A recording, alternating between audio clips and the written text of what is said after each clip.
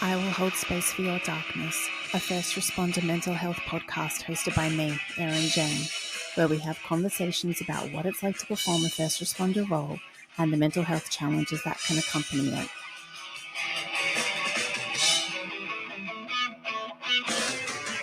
Hello and welcome to another episode of I Will Hold Space for Your Darkness. I'm your host, Erin Jane, and today I am joined by Chrissy Stewart McKeen. Chrissy is a fellow first responder spouse, coming with us today all the way from Canada. She is the wife of a law enforcement officer. They've been together for 17 years, and she is also a fellow coach, and more specifically, a dedicated police wife coach. On her website, Police Wife Life, she has a free resource bank for people in the first responder community in both the United States and Canada.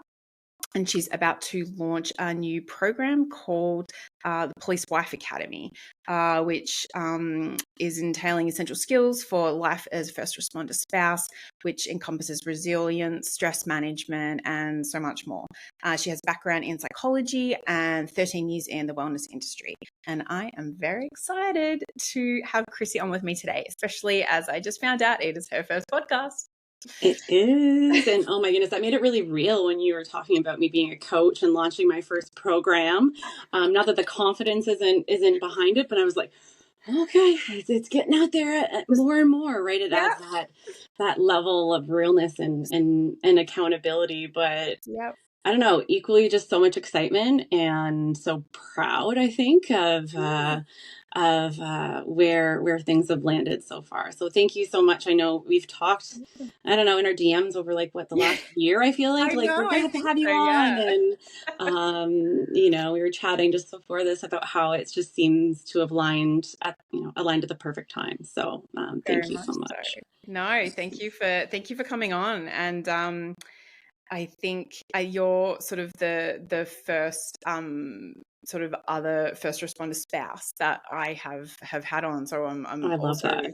Additionally, really excited because it's we are like part of the population of the first responder community, but more often than not, sort of, I wouldn't say like forgotten about, but just not totally not really sort of like focused on, I guess, is probably more the sense. So and I think we have probably a lot to talk about and a lot in common.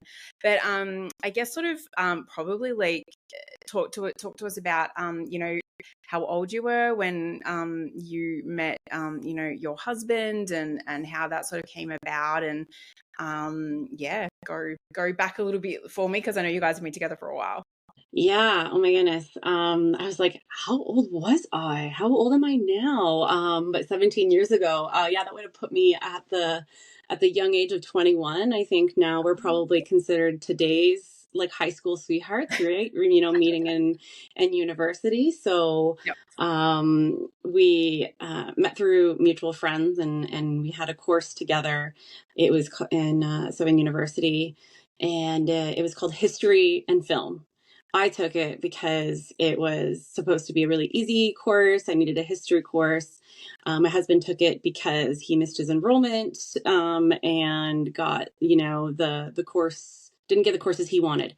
But basically what happened was that we basically watched movies every Monday night together for 4 months. So we had these 3-hour movie dates as like, kind of like platonic friends, like, hey, you look nice today, and oh, thank you, and and nothing, oddly enough, nothing happened like during that period of time. We just watched movies and hung out, and then after the course was done, I was like, why do I miss him? Like, 'cause I was in my stage of like, I don't need someone in my life. I'm enough.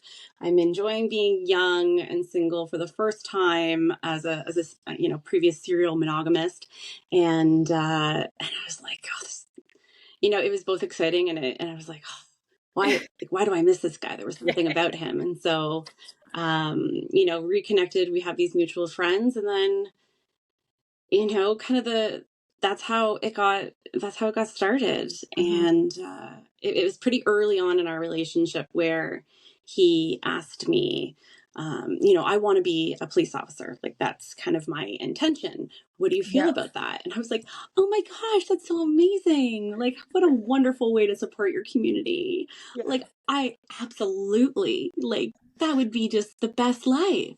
Yeah. And, this naive 21-year-old, and let me tell you, it is the best life, because we've worked really hard to make it that way. But man, I was so unprepared for what that yes meant. Yeah. And, there starts kind of the beginning of our police life together. Was actually probably more so 17 years ago, because he said, this is my intention. Yeah. And so it was something that he worked really hard to get to the next 3 years. Mm-hmm. And he actually started on as a police officer when we were working in different cities as well. So we weren't living together. Yeah. So that made it even trickier, right, to not see him before he left and Mm-hmm. when he came home. But yeah. Wow. And so, in the introduction, I mentioned that you have like a background in psychology and like the wellness industry. So is that what you were at school studying? Yeah, so I studied psychology and at that point they offered ways that you can kind of study, a certain type of specialization within that. And Mm-hmm. so what really interested me was sexuality, marriage, and family. So there was actually some family therapy courses. There was, even something like the dark side of sexuality, or like some just really cool courses that kind of interested me, with the intention of always going back to grad school for psychology or to become a therapist. Like, that was kind of always Yeah. the intention. Mm-hmm. And then when I graduated, I realized, maybe I'll just try out this work thing for like a little bit, like a couple years. And 14 years later, I'm, still in, that wellness kind of industry. Just transitioned actually jobs just a few months ago. Mm-hmm. And it doesn't always go the way that you planned, right? And I think No. the first responder world is a great example of that. And all those twists and turns that happen. And it very much is. And I think one thing, you sort of just said resonated when you were like, you gave your husband this like, yes, like I will support you down this path of, becoming a police officer. And like you said, at that age, I mean, like that's the age I became a cop. And hindsight is a great thing, and Oh, we know all of the pitfalls and stuff, looking back in 20 years ago, but it's you don't know what you don't know. So yeah. you go in with like, it's almost like a beautiful naivety, like at times, I think, because you have that outlook of, I just want to go, and whether you want to change the world or make it better or just help people or just, be of service, like everyone enters that world for different reasons. But I think when you're so young, you just don't, it doesn't even factor into your, determination of like, I wonder what this is actually going to be like. It's like, like, oh, this is what I want to do and it looks cool. So yeah, cool, let's go. I know. And I think my husband had a better idea because his dad was actually an officer. So, as well. So there was that second generation piece.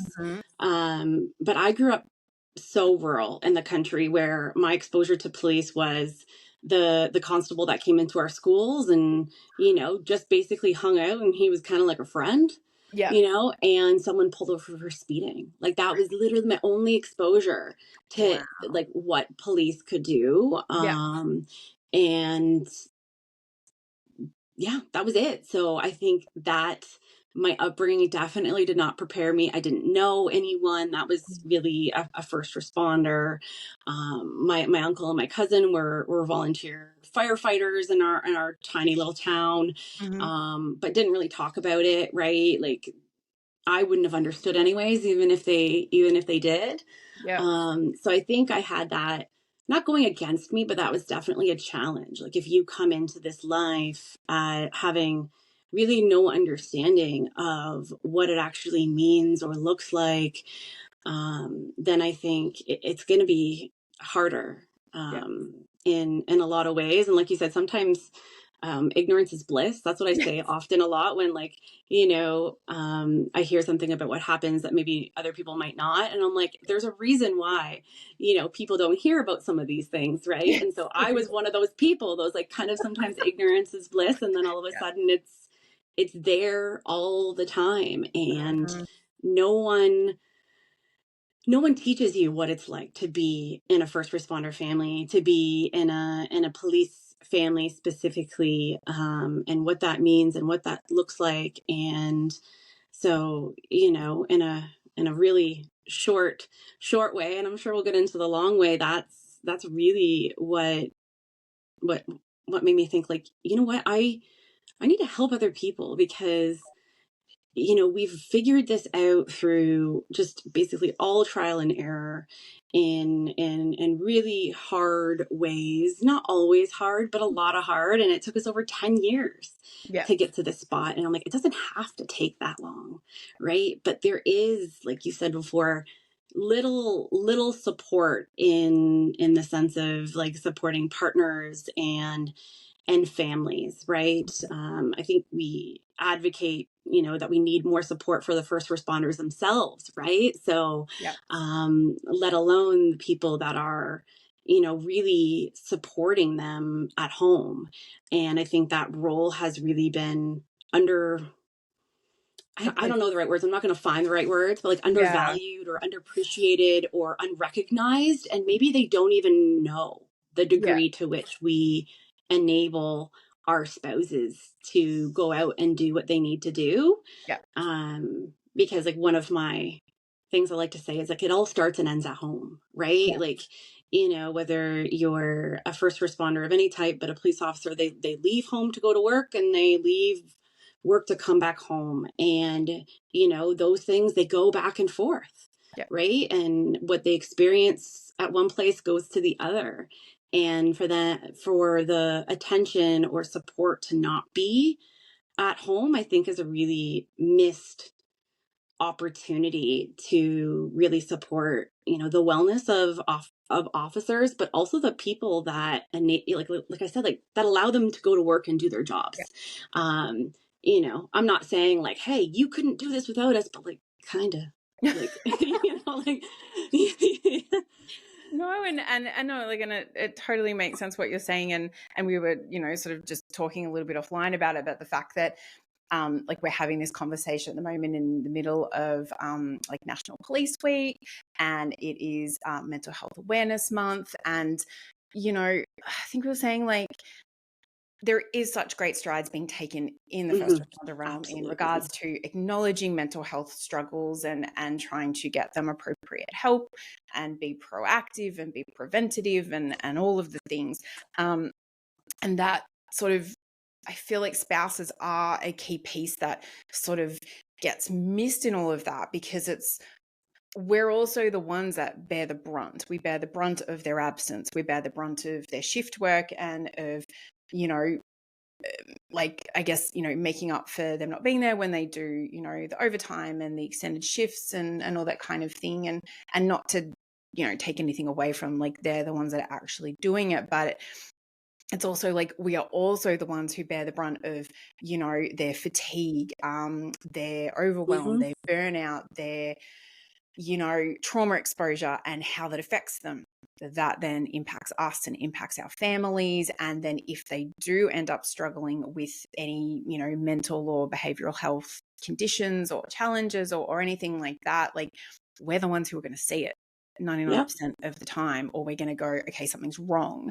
And I think, I sort of had sort of planned to probably like address this like a little bit further into our conversation, but I think there's kind of like a crucial part of the education from my perspective, and not to say I know, what anything that's better or worse or anything like that, but I've lived both roles. Like I've been the first Hmm. responder and now I'm also the spouse. And so I think there should be some better education out there for spouses of first responders, whether it's police officers, firefighters, EMTs, dispatchers, paramedics, like whatever, that we get taught the signs to be looking out for, and to maybe help facilitate like better dynamics within our relationships, because it's like, yeah, like maybe, it doesn't have to be your husband, partner, wife, whoever.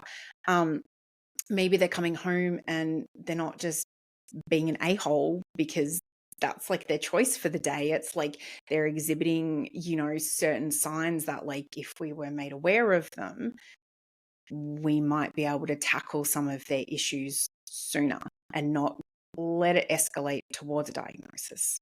Oh, 100%. And, along those lines, and like recognizing those symptoms of what they look like. I don't know what what the landscape down there looks for first responders. I can't imagine it's that different in, the Northeast US, but like police services especially are like, they have so many people on long-term disability, so many people impacted by, operational stress injuries or PTSIs or anything like that. And they're like, what do we do? How do we help our people? How do we keep them at work? Like, they're struggling with the lack of people on the road because they can't always replace those bodies because they're still Yeah. paying for them. Yeah. And I'm like, I got the answers. Like, I don't want to say like that I single-handedly can solve this, but I'm also thinking like educating us, providing us with support and tools, like support to, yes, recognize, what to look for in our spouses, because, our whole world changes, right? Like, the only advice, and I don't even think I can call it advice. I would call it, a lecture or a hand slap, that when my husband had his first hard call and I had no idea how to support him, he said he was fine. He didn't need my help. I was living in a different city, was, you just have to get it. And I was like, I felt so much shame and guilt because obviously I'm not getting it, because my partner, who has always been honest with me, tells me he's fine. He's going back out on the road. He's pretty junior. But he's also called a shit magnet, which I never liked. But also, I can laugh about it now, but Yeah. like, that's what they called him in his Yeah. first year or two, because they'd say, oh, this has never happened. I've never seen this happen before. Or I haven't seen this happen in 25 years. And it was happening to my husband. Yeah. And for me, living in a different city, or me not being able to get it and being like, I didn't get the dark humor at first. Like, I was like trying to wrap my brain around the fact that these things were happening to him, not knowing how to support him not wanting to, quote unquote, burden me with his stuff. He had his dad to talk with, which I'm so grateful for. Mm-hmm. And some really good, relationships on his platoon and everything, which is wonderful. But I mean, I would do so much more different going back, but like you said, hindsight is 2020. But looking back, I'm like, man, I can help. Like, I feel like I'm so well equipped to help others, to say like, this isn't just something you get. Yeah. Right? Like, it's not going to happen overnight. Give yourself a break. There's lots of things that you can do to support yourselves, but at the end of it, it really is just giving yourself time, finding ways to help ease the worry together. Yeah. I'm sure we'll go into like tools and whatnot that we both use, but honestly, the one that I talk about the most, and the one that would have helped me the most early on and still does, is our communication routines. And, I'm thinking, yourself being in law enforcement, and your husband being a firefighter, I can't imagine you don't have them yourself, just knowing them. But like, before we leave, and he's probably going to come up here at any moment and like yell and all, and he's going to be like, okay, I'm leaving. I love you. And I said, I love you. Be safe. And then his response is, I love you too. I will. Yeah. And like, that just immediately brings my anxiety down because that's his promise to always come home. Like he's always going to come home.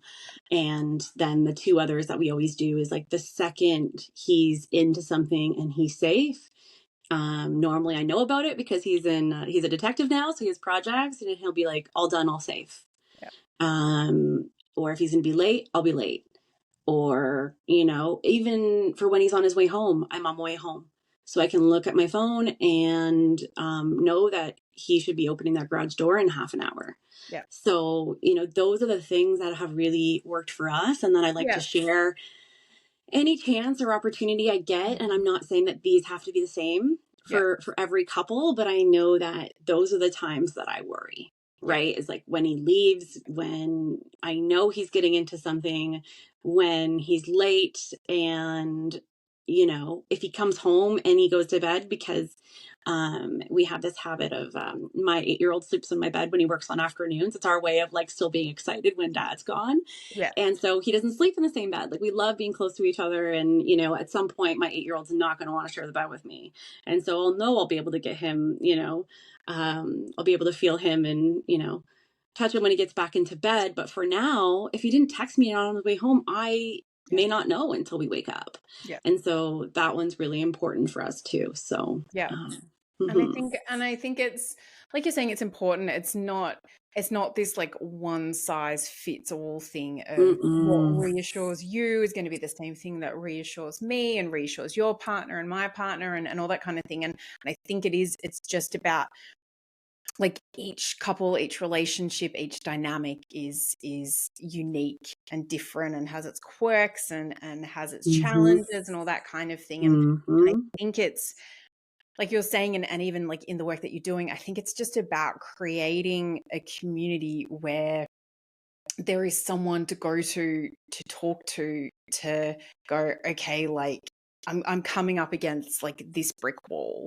or like we are as a couple and I don't know where to pivot, where to turn. And so when there are people who've like, yep, I've been going through this for the last 10 years, what you got? Like, come at me, let's talk it out together. And, you know, like I think it's like one of the things that I love about coaching is that it's client led. So, you know, we're not sitting here going like, okay, so you need to do A, B, and C, and then that's going to fix your life. It's like, okay, tell me what you're going through. Okay, like what do you think you could try differently? And what's the conversations that you've had with them? And, you know, have you thought about it like this? Have you thought about it like that? Like it's basically giving them the space and helping them open their mind to like the different things that they consider.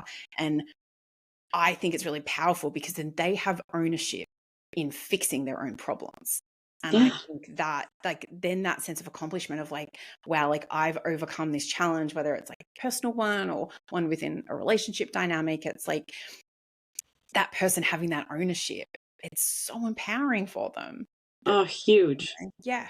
So it's huge. And then, you know, when I was thinking about building, you know, Police Wife Academy, which I know we'd get there, but it kind of prompted me. And like, that's why there's a group component, because something like communication routines or whatnot is applicable to everyone. Yeah. But what it looks like specifically for each person is going to be different. 100%. And so in that group kind of call, there'll be, you know, discussions of, you know, communication routines and connecting with one another and maybe getting ideas from one another, right? Yes. Like, oh, that's really good. Like Chrissy's like doesn't resonate, but this other person's does. And then the following week is like a one-on-one, because, you know, you're going to go back and you're going to try to establish these. And, you know, to be honest, it's probably not going to be, a home run right out of the park, maybe. You know, it's going to take some testing it out. And so that one-on-one time that, you know, people will get the following week can work out those like really, you know, specific challenges that you may have. And so that's why I'm looking forward to it, because I really don't think, like, there are definitely times for one-on-one coaching and I like them, and there's certain people that it works out really well for. But I think in terms of like we need more of a community, right? As first responder spouses, police wives, in my opinion, there's never been a harder time to be in law enforcement than there is right now. Yeah. And so to know that there are other people that really get this life, that you don't have to explain it to, that you don't have to hold back from, that you don't have to wonder, are they going to understand me? Are they going to get me? Are they going to, can I trust them? Yeah. Like there's going to be none of that. And, and people might see the academy and be like, oh, it's only for new, but actually I want it to be kind of like a Everyone. full spectrum. Like I'm Yeah. halfway through. And to be honest, I've learned more in the past year about policing than I have in the rest of my 13 years. Yeah. And so, that's one thing I want to be really clear with as I move forward into September, because I think having people at different points in their police life is going to be really helpful. Like having a whole Mhm. bunch of new people, like every experience is going to be different, but to be able to learn from one another, right? Like group coaching is not just all about, here I am the coach and here you are my underlings. Yeah. Like that's not how it works. It's really about the group and learning from one another. Mm. And so ideally that's what I like. What it turns out being, it'll be, I'm sure it'll be different every time, and I'll let it flow, but I'm really excited for to see kind of where that goes. That's brilliant. And I think, yeah, like sort of one thing that I took from that and how you're saying like there's going to be like that level of understanding that not necessarily everyone will get. Like I think trying to explain to someone who is not the spouse of a first responder, like the feeling and that pit in your stomach when there's been an incident and you know that your partner is called to it and it's shit got real. Like Mm-hmm. trying to explain to someone how that feels when you're sitting at home, whether it's late at night and you're in bed or you're watching it on the news or like whatever, like what that pit feels like and what that pit contains and that fear and that concern and the all of like the racing emotions that you're just like, and like I describe it like it's like you just like you hold your breath, You and do. to know that someone else kind of gets that without you're like, oh, when they get that call and you're like, yeah, like just that level of understanding I think is, I just don't even think you can put like a It's price on it. it's unmatched. I remember there was a post, and after this call I'll find it for you. But it was someone that had shared their experience in Charlotte, Yeah. and their husband was one of the ones to respond to that. Yeah. They were one of the ones that were okay Mm. and survived, but she didn't hear from him. He didn't answer his phone for a long time. And like the way that she described it, I'm like, I felt that in my heart. Like I felt that weakness in my knees. Like at that moment when I was reading that, that was me. And the one thing, there's probably lots of things that I like to tell, new partners or first responders, specifically, police wives. It's like the worry will go down in time. Like it's heightened at the beginning Yeah. for sure. Yeah. And everything you're feeling is completely valid. Mm-hmm. And so sometimes you feel like, oh my God, is this the way it's going to be the whole time? Because like, I can't handle this. Yeah. Right. And you feel like that will last forever. And first of all, that comes because you love them so much. I think that's a good reminder. Like Yeah. sometimes you just get so caught up in your worry that you're like, this is because we love them. Mm-hmm. And it does go down in time, but it can come back in an instant. Like on those bad calls, like I haven't been affected by something like Charlotte in a long time. Yeah. And it's probably because there was also a call that my husband got called out for a couple weeks ago on a Sunday to locate a dangerous individual. And there had just been a similar call in another region, and it didn't go well.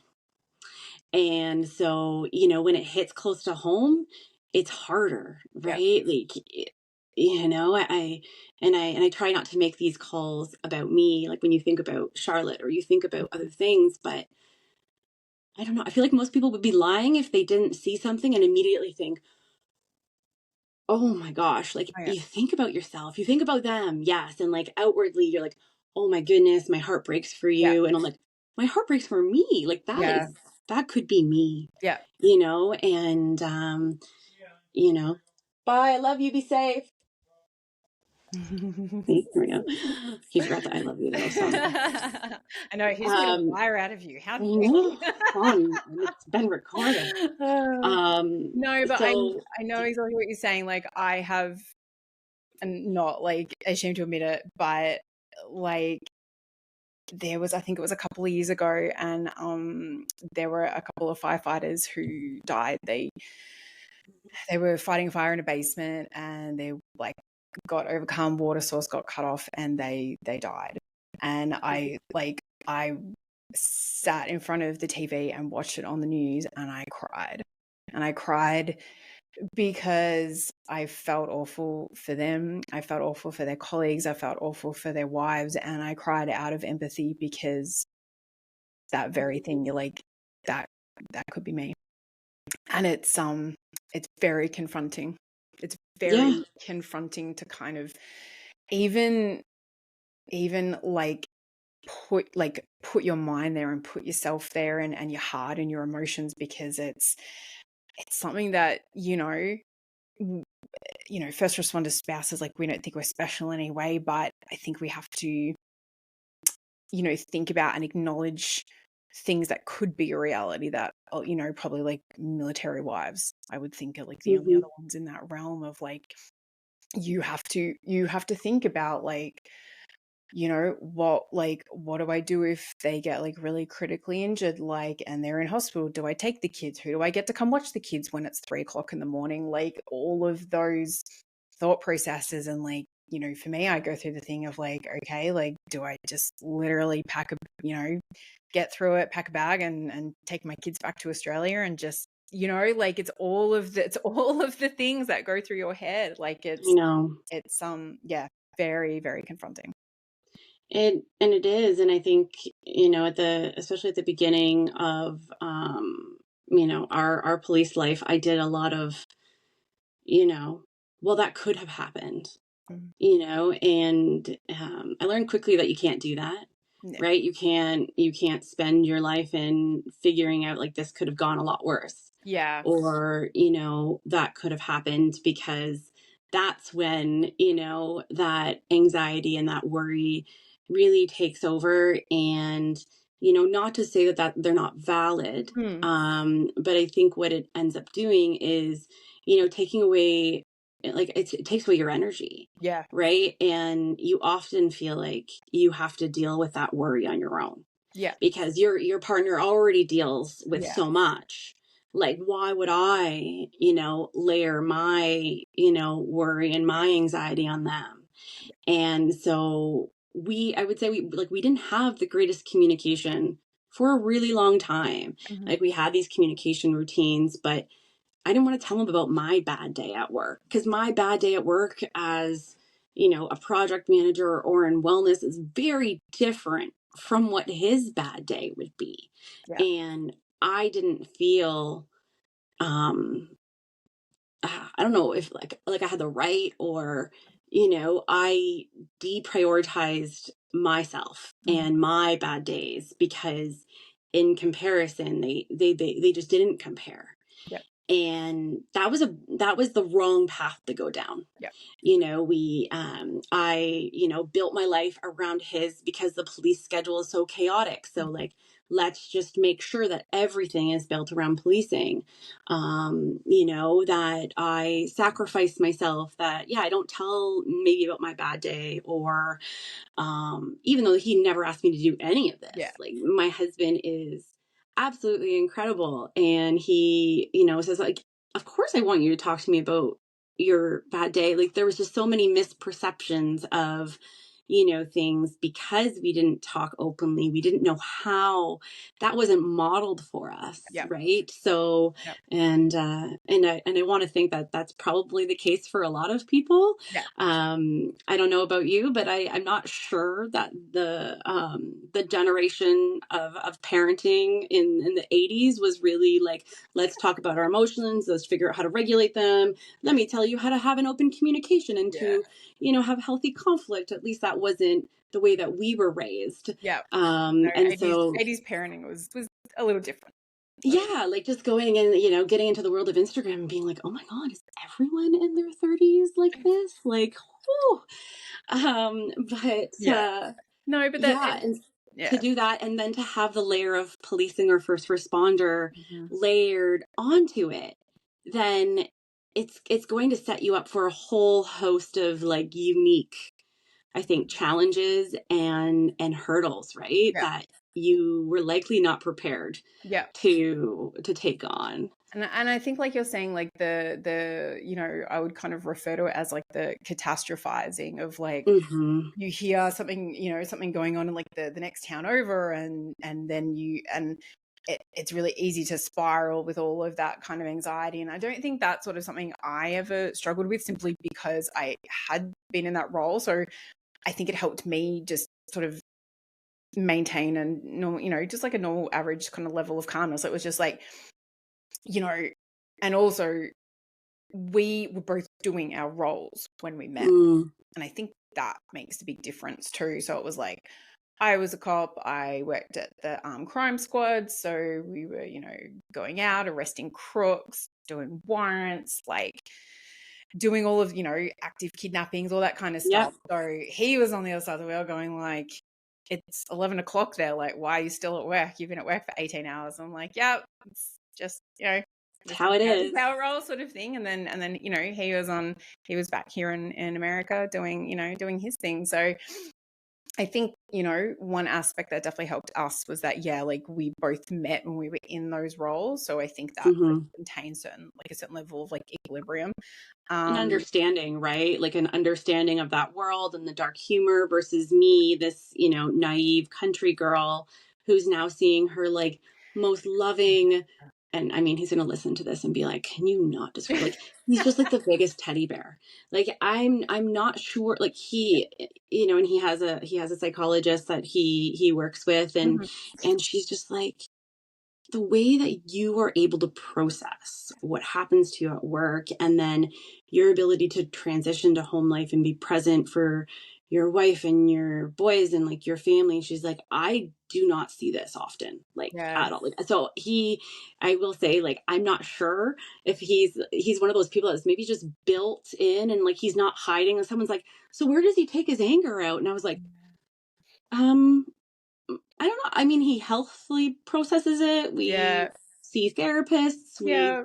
we talk about it in ways that is good for both of us. Like, Mhm. we haven't necessarily, had to deal with that level. And, I'm grateful for that. I know that that's not everyone's experience. It's probably not a common Yeah. experience in that sense, but it still has been far Yeah. from easy. Like, I don't think anyone would talk about first responder life being easy, especially anyone that is in it. Yeah. You mentioned that you like you don't have to, what was it, like with other police spouses or first responder spouses, like you don't have to explain it, you just get it. And like there is an element of, unless you're in this life, you can't truly understand it. But it's kind of like having kids. Like, you can tell someone, you can tell your girlfriend who's 9 months pregnant what it could be like. Well, you don't, because then that, like, it's too late now. Yeah. But, but like they're not going to get it until they're there Yeah. themselves, right? And so Yeah. that's why I think coming together as a first responder community is so important, Yeah. because it does give you that validation Mhm. that, what you're dealing with. I've helped it with some research here in Canada, and they have used the word for public safety personnel, which kind of covers Yeah. all first responders and whatnot, and that it's a life like no other.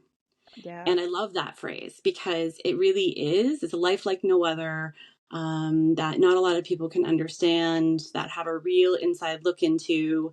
And it's also a life that gets talked about a lot in the media, right? And that's probably a whole other Yes. podcast episode or a series, right?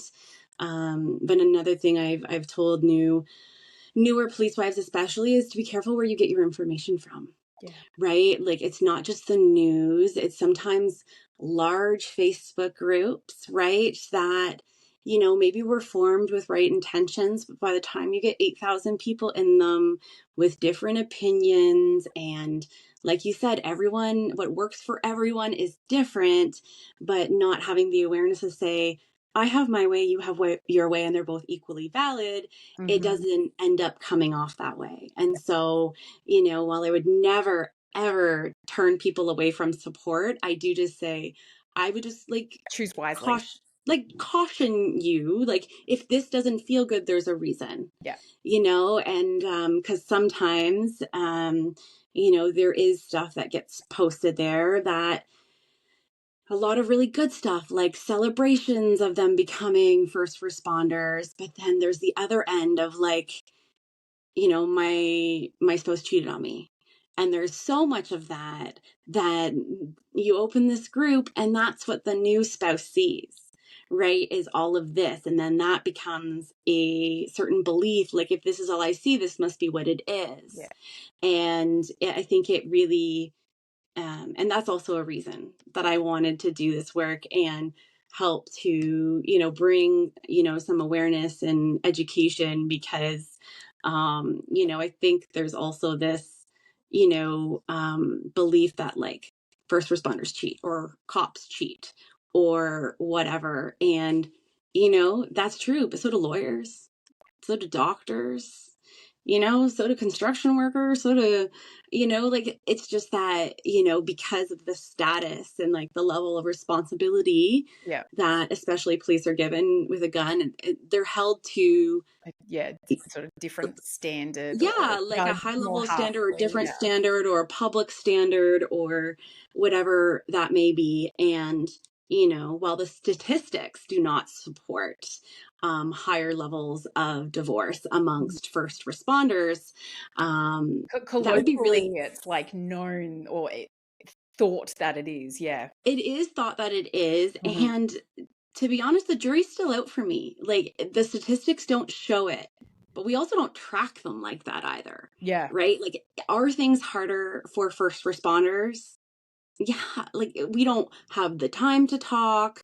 They deal with really high level dangerous things. So like having the time to talk about regular life and communication and things like that. Like, there are things that are layered on top, Hmm. like all of the adrenaline, the partner not getting them, right? Like, not understanding their world. So you see a lot of second marriages happen between Yeah. first responders, right? Because they get them. Yeah. And so, I can't tell you that I have these 10 papers that back that up, but anecdotally, Yeah. I saw a lot of first responder marriages end in COVID, but just like other marriages. Yeah. And so I do think that it might not be a popular opinion. And I know that there's some pretty influential people out there saying, the divorce rates aren't higher.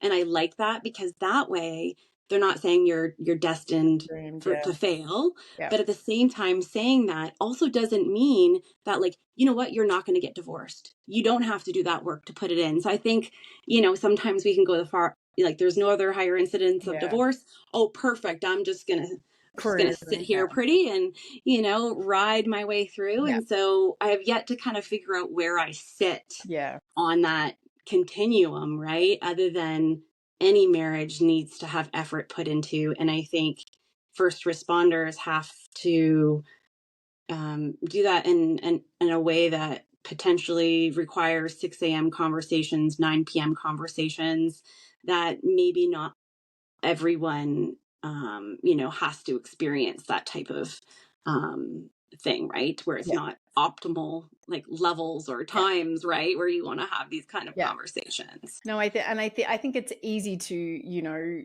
tarnish like a whole subsection with, like, the same brush, like, oh yeah, they all get divorced, or they all cheat, or they all this, or they all that. And I think and again, we are just two sort of anecdotal, Mm-hmm. experiences, but I think marriage can be hard at the best of times. And adding in the layers of like the shift work, trauma exposure, all of the different aspects that encompass the life of a first responder and a And first kids, family. man, like that's when first responder life got hard, was when kids entered the picture. It was one thing when it was just Exactly. me, but then when kids came, like Hmm. that's when the resentment really came. That's when things got a lot harder about him Yeah. being gone at night or overtime Yeah. or, and One I'm of still working full time myself, right? Mhm. And then now I'm being asked to, I'm pulling the double shift too, Yeah. right? And so that was probably, I would say, like that's when it really got difficult for us, was like, adding kids into the mix, Yeah. right? I think one of the biggest killers of, I mean, any relationship, but Mhm. let alone a first responder one, it is that silent resentment Whew. when it's not addressed and it's not acknowledged and it's not kind of, talked out and sorted out, and it festers and it poisons. It's so negative, and we went through years of this, of Mhm. me feeling resentment and then me taking it out on him. And Yeah. before I kind of you know sought therapy myself and worked through some of these things to really understand that resentment's an unmet need that you have, that Yeah. I projected onto Yeah. him, and felt like things were unequal or unfair or whatever way, shape, or form. And then you don't talk about it. And yeah, it does fester and it gets really, really messy Yeah. and really ugly quite quickly. Right. And Yeah. so, normally I said, the division, everybody divides their household differently, right? In terms of what's being done.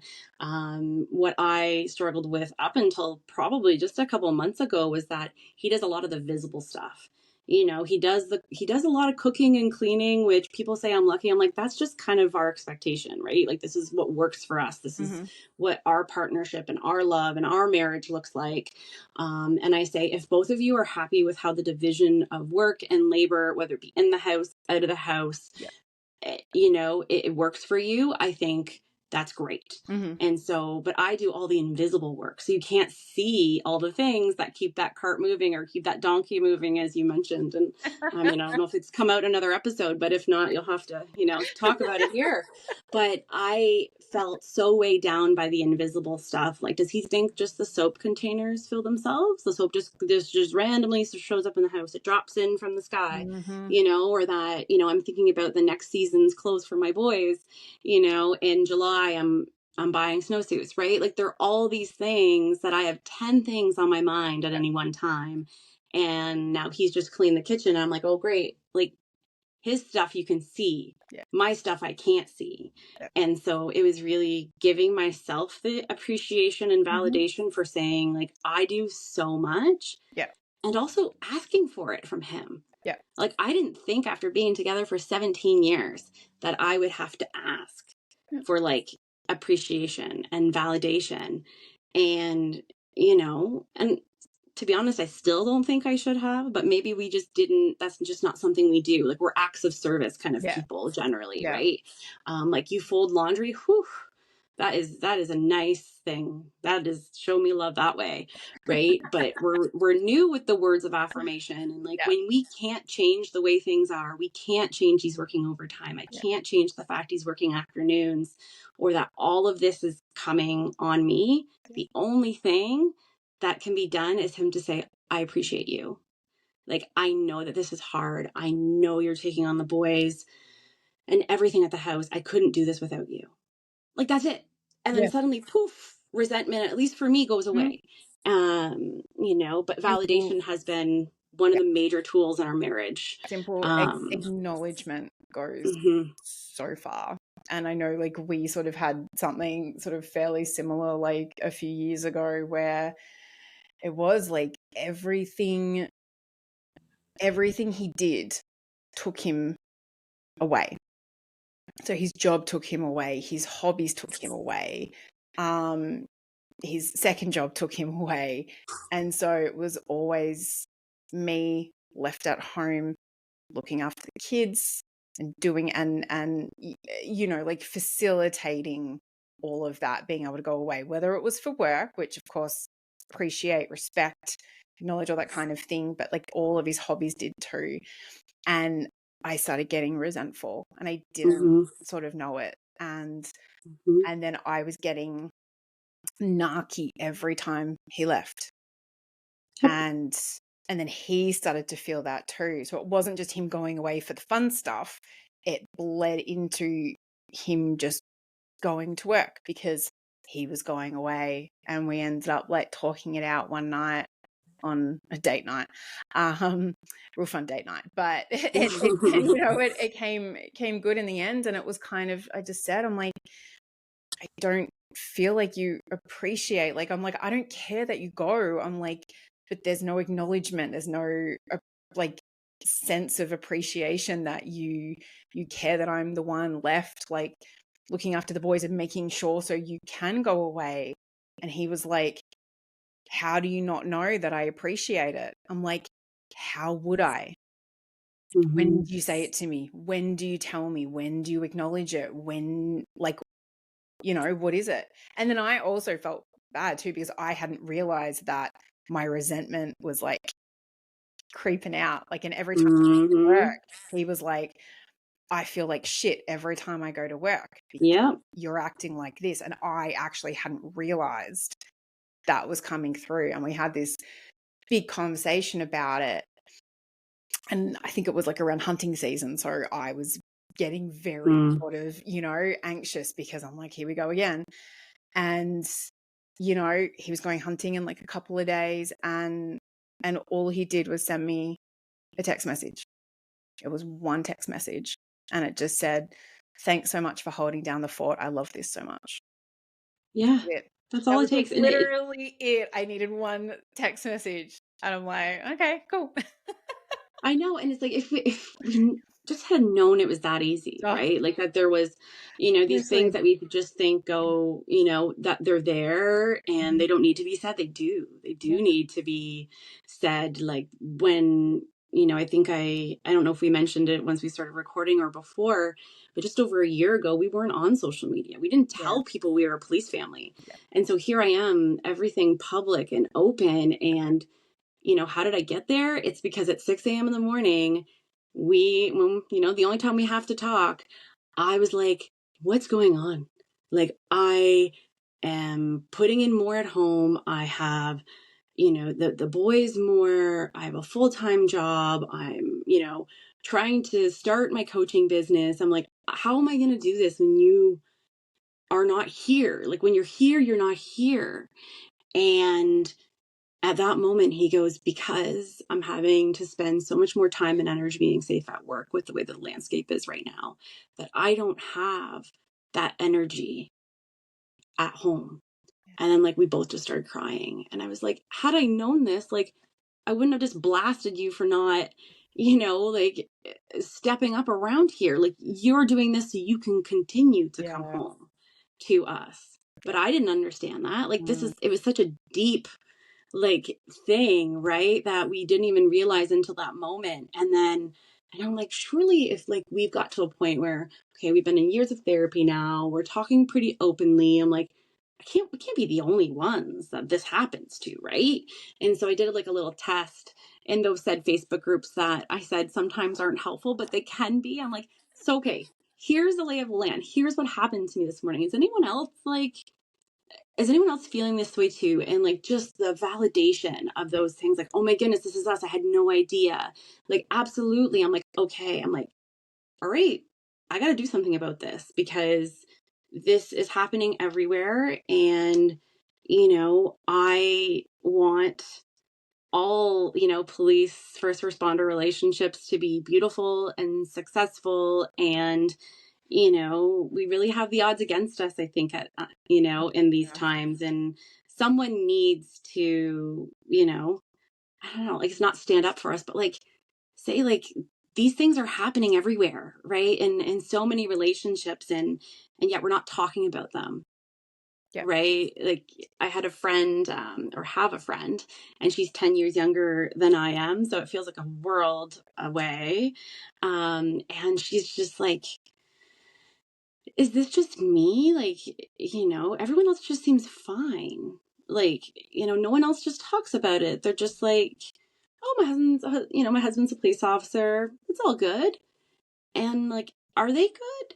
And I'm like, no, I really don't think they are.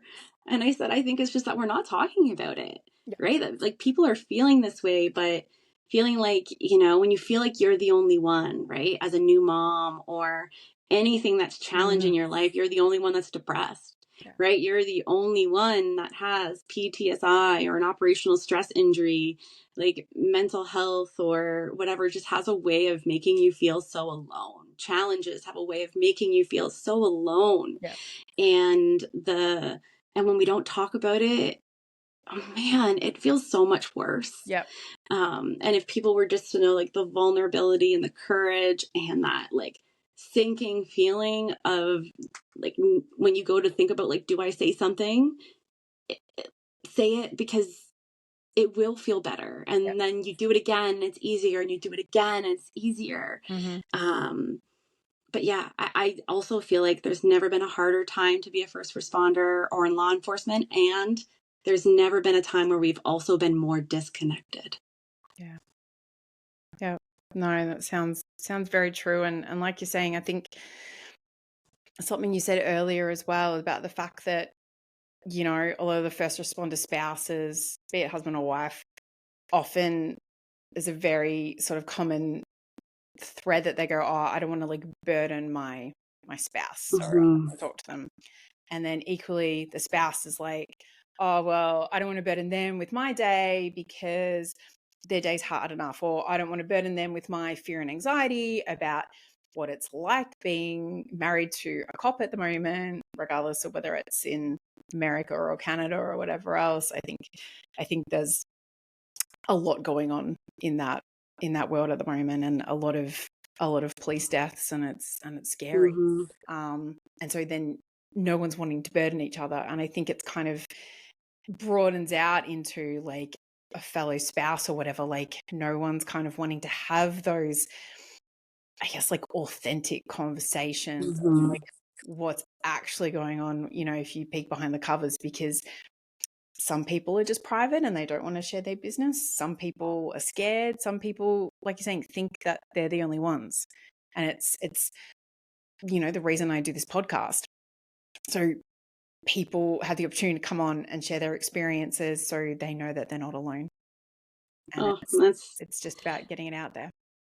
And that's beautiful, right? And we need more and more podcasts like yours and people like us that, are willing to kind of come out and talk about it, or, or showing that, there's permission for other people to do the same thing, right? That maybe they can't for whatever reason, because there was a long time where I couldn't either, right? And, but, I think even if they don't engage, we don't see a comment, I think we have to realize that they're like that the stuff that we do, the content, the words, the awareness, the education, the support, like it probably helps more people than what we're aware of, right? Or at least that's my hope. That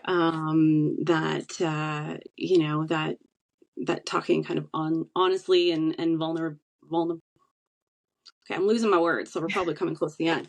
But being vulnerable is it really is kind of that key to having a really kind of open and beautiful life.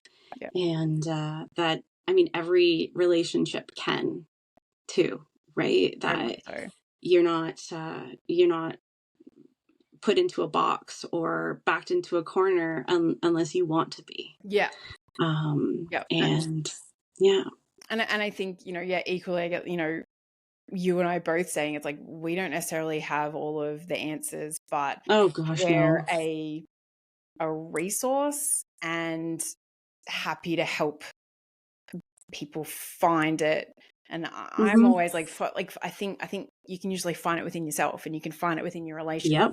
It's just about having that support. And sort of, one of the things that like I always say, and I say it at like the end of every podcast, but it came from like my coaching thing, and it was, let me listen in a way you've never been heard.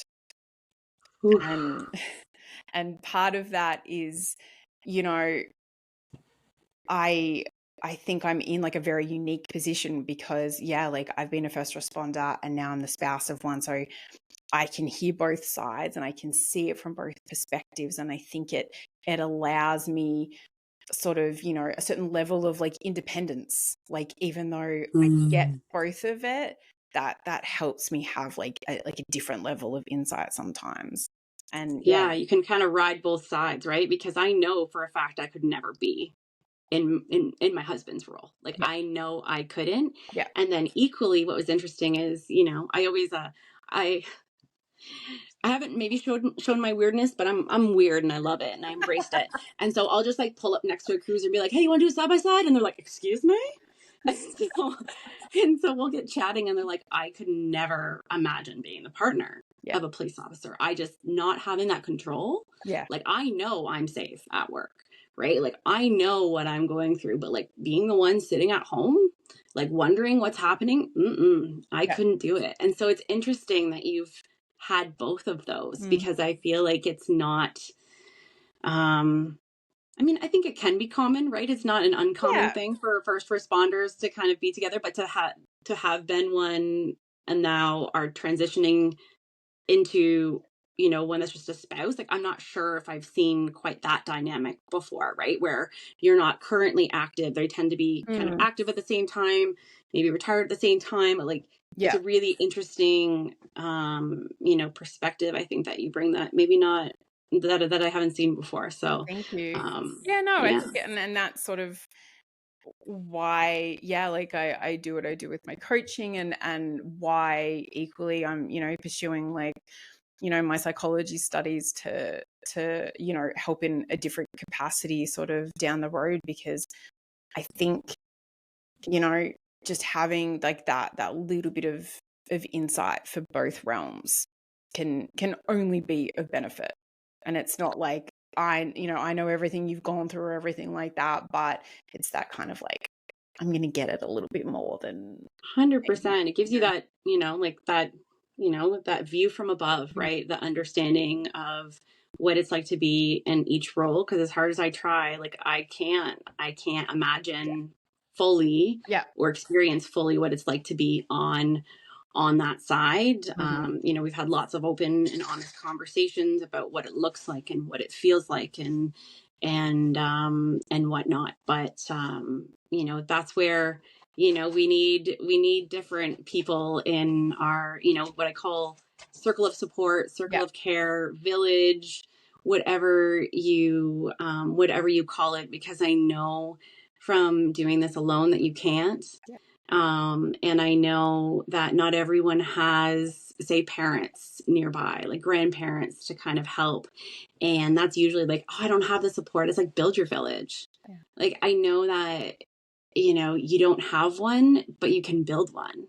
And I'm, a shining example of that. Like, I live in a rural village, but I know if I couldn't pick up my son at the bus stop today, I have 5 people minimum that I know that could be there, right? That they could, take him back for an hour. Like that's a village. Or like, I'm having a hard time, one day on Friday, I'm just done. I don't know if I can parent for a couple hours between supper. Okay, no problem. I'll take him for you. And to have that in close proximity, it's just like, you can't put a price on that. You can't put, it's really invaluable. And so whether that means, and not all of them are, I think there's one that's 2 that are firefighters, but honestly, the rest are moms, like the moms that get it, people that have similar values, people that really see community as a really important thing. And so while I'm saying it's important to build a community of people who get it, I think it's really important to build a community of those that are around you. Because when things get hard, because they will, it's not an if, it's a when. You are literally a 5-second walk away from someone that can help you. And, that's also what I want to help people build, is because that can feel really scary, or you don't know how to do that. And often it's just the confidence, right? The awareness that that's what you need, that you don't have to do this alone. We were never meant to. Yeah. And, and then just, helping them figure out how to do it on their own, right? Yeah. Like you said about coaching, right? Is what does that look like for them? Because what it looks like for them is not going to be the same. Yeah. But you do need that village. You need that supportive circle of first responder spouses that get it. And then you just need people that have similar values, that live close by, that you can just lean on when you need to. Yeah. So no, that makes all the sense in the world.